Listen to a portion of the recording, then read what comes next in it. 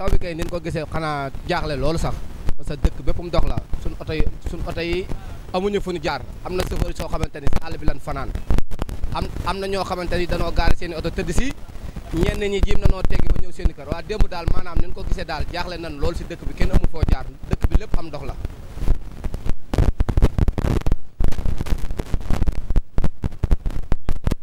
non démb kenn mënut a liggéey ndax kuy liggéey da ngay am foo jaar démb kenn amul foo jaar si dëkk bi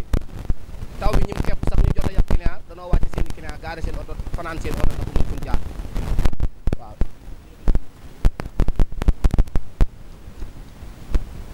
waa jooy kay jooy nan ba tas parce que suñu oto yëpp yàqu na ñu ngi nii gis nga garage bi oto yi boo gis ubbi na maal démb ndox mi parce que ndox mi day yàqu suñu oto yi liñ liggéey si nawet bi lépp oto yi lekkaat nan ko gis nga oto yi nii garage baa ngi nii lii lépp ay taximan lanu ñëpp a ngi nii gaare seen i oto ñun daal la ñuy ñaan état la ñuy ñaan rek mu dimbali ñu defaral ñu suñu yoon yi ñun ñu mën a liggéey loolu rek lañ bëgg waa gis nga suñu oto yi ñu ngi nii oto yëpp yàqu na koo gis mécanicien yaa ngi nii électricien yi ñëpp a ngi nii oto yëpp taxaw nañ gaare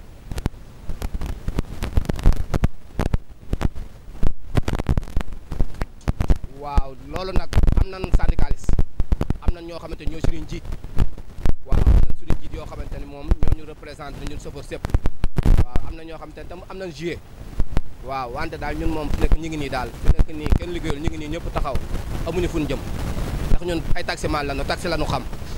kon bu dëkk bi amee ndox amuñu fu ñu jaar moom gaare rek.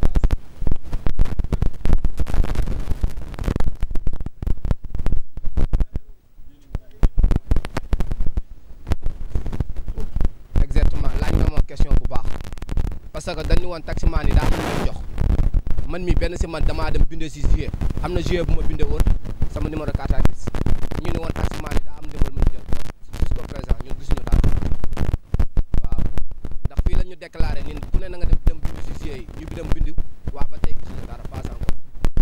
waaw benn chauffeur mu taxaw bi jot naa dara dégguma ko sax si dëkk bi.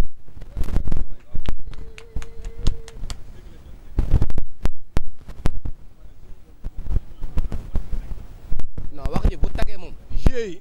dañ ñoo bindu pour ñoom en cas pour bu xaalis bi génnee ñu jëm ko faa jëlee waa GIE ba tey jotuñu dara xaalis bi daal turut xaalis lañ dégg rek waa pas encore ba tey gis dégguma benn taximan bu taxaw ni jot na xaalis.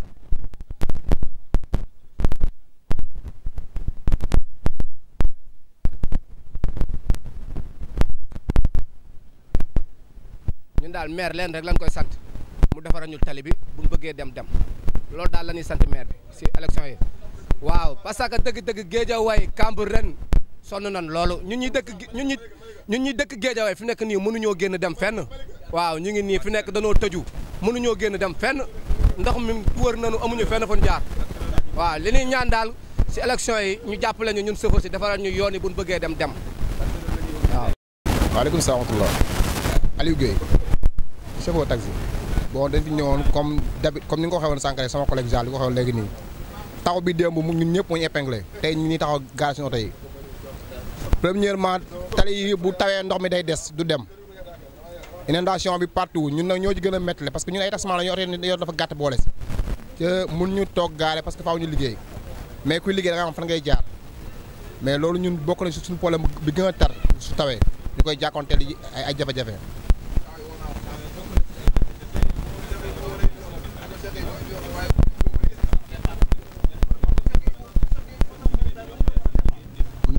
Pas du tout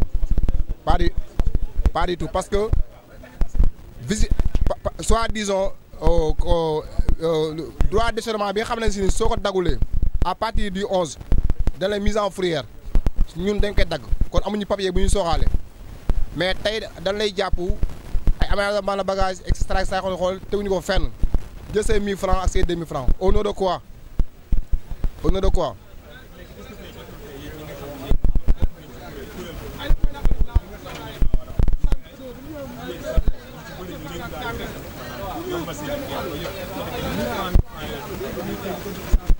ah mais la mesure am nañ ko mais la mesure partie ñoom it Sénégal xam nga li fi xew parce que li fi xew lenn la parce que ñi nga jël def leen ñu nekk en tête nekk au devant ñoom su demee fa lay jooyoo ñoom seen bopp lañ fa nekkal moo tax traqué bi mënul dañ Sénégal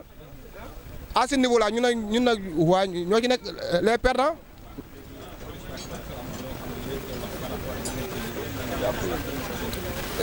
J'ai mal entendu.